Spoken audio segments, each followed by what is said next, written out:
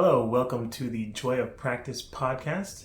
My name is Joseph E. Reed and from Music Unlimited, and just wanted to talk today, just kind of give an overview of the elements of practicing music, and just kind of give some analogies for practice and why this works and why you can use these elements to get the most joy out of your practice.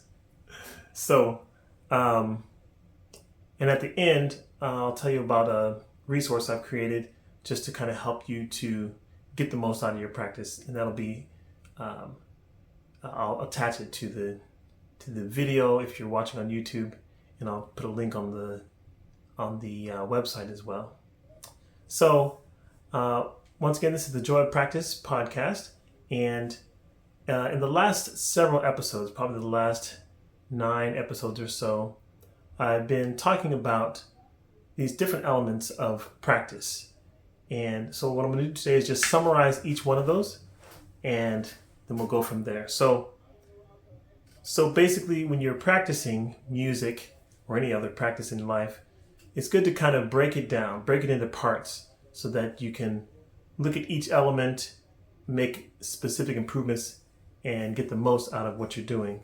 So I think about like a before unit where you're preparing, your during unit where you're, actually doing the practice, and then after unit where you are playing with the things that you've learned, the things that you worked on, things you practiced, and also sharing with others. So before, during, and after. So in the prepare unit, in before,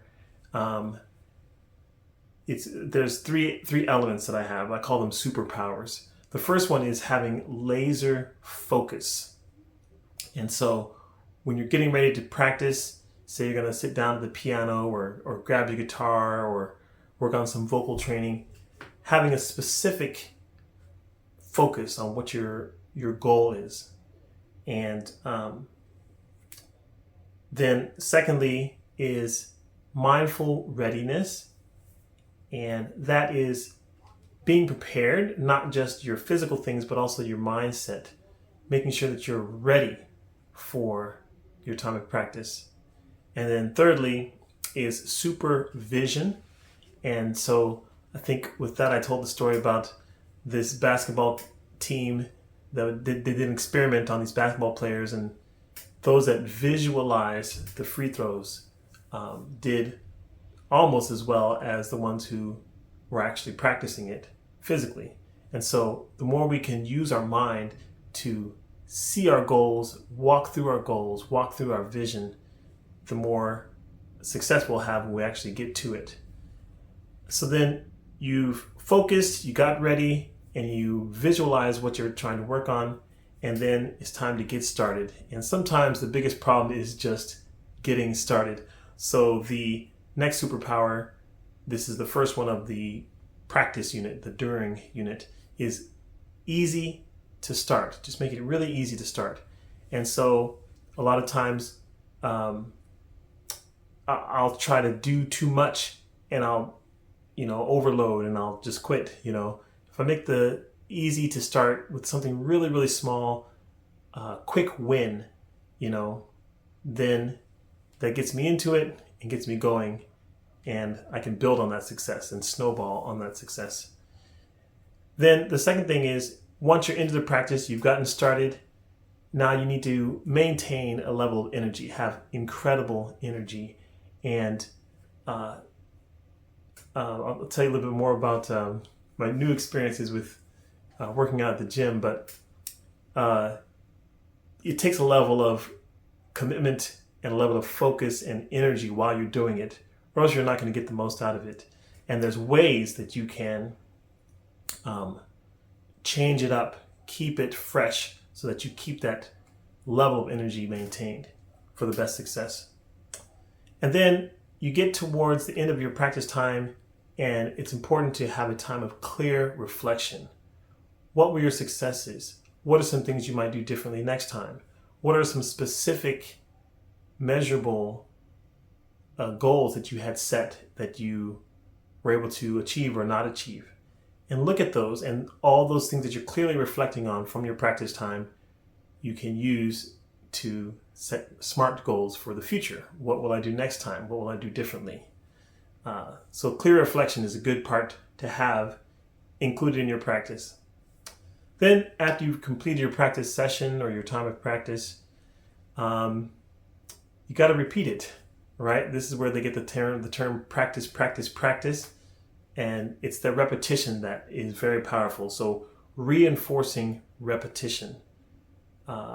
What can you do to make sure that you do it again and do it again? Get those reps in. And then playful sharing is the next element. This is also during the after unit, after you've done your practice. It's kind of like playing with the things that you've been learning, right? Putting them into use. I think this is the element that I most connect with because it's the why behind, why I'm doing music practice is because I want to play music and I want to play with others and I want to share it.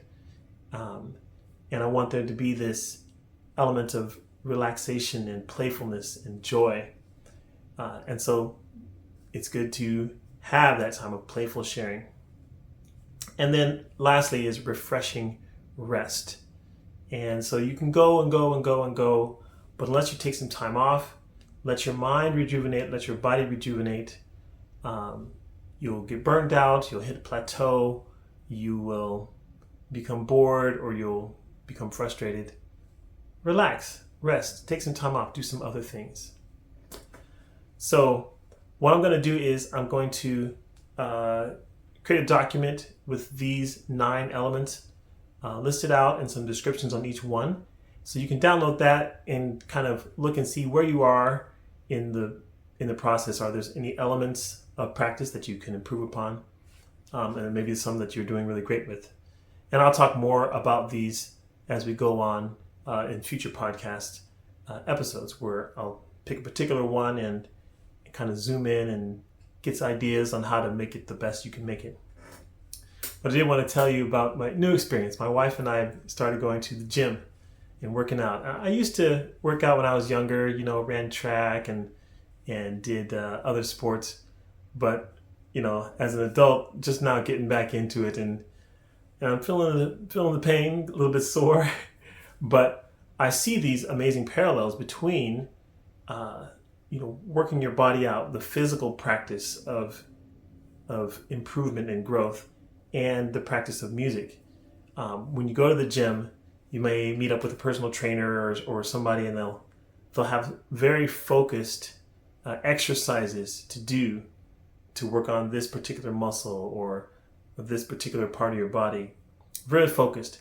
And there's all this time and preparation, mindful preparation that goes into making sure everything's in the right place, that all the equipment is ready, that the staff is trained, that you have what you need to do what you need to do.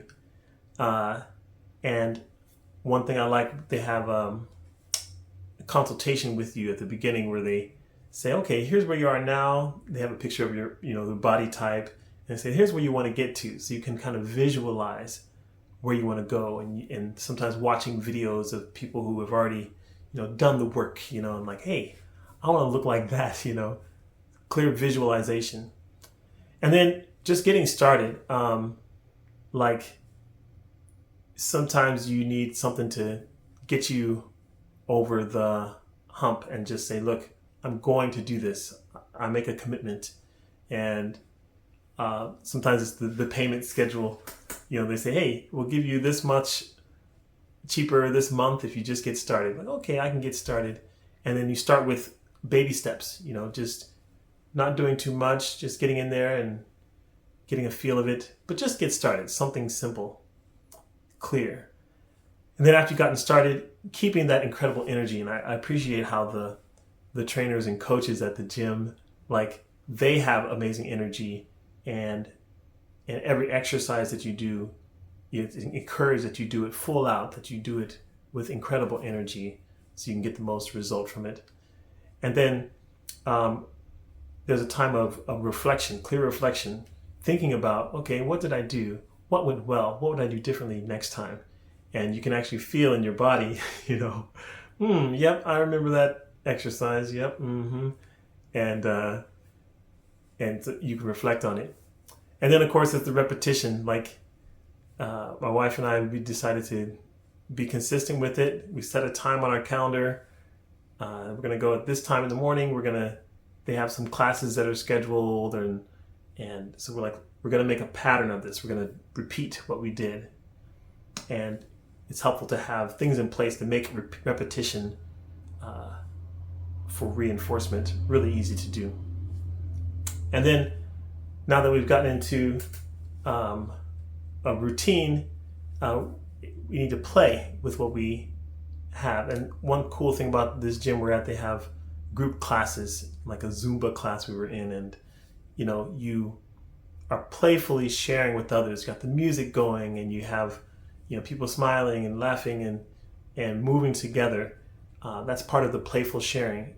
And as I said before in that episode, like there's crossover between playfully sharing and practicing. Where is it work, where is it play? And if that's okay, that those things blur together, but you got to have fun. You got to enjoy it. Another way to playfully share is, going for a walk with my wife and just enjoying, like, hey, we worked out these muscles, and now we're experiencing the joy of feeling those muscles now. Just being able to play with that, or just telling other people about it, talking about it, reflecting on it. It's really great. And then rest. We gotta rest. We take a break, let our muscles rejuvenate, get some water, get some sleep, take the rest of the day off, take it easy, and give time for things to, fall into place and be prepared for the next time. So that's just my gym analogy for the practice of music, and hope that helps. If you enjoyed this presentation, please let me know. If you have questions or comments, share them with me. There should be a comment box on the YouTube video. I'd love to hear other practices that you can compare to the practice of music. And also look in the description and on the website for the document that I have that goes over these 9 elements of practice. And my goal is for you to have the most joy in your practice as possible, so that you can really achieve the goals that you have and play music, have fun. Once again, my name is Joseph E. Reed. This is the Joy of Practice podcast, and check us out for more later. Thanks.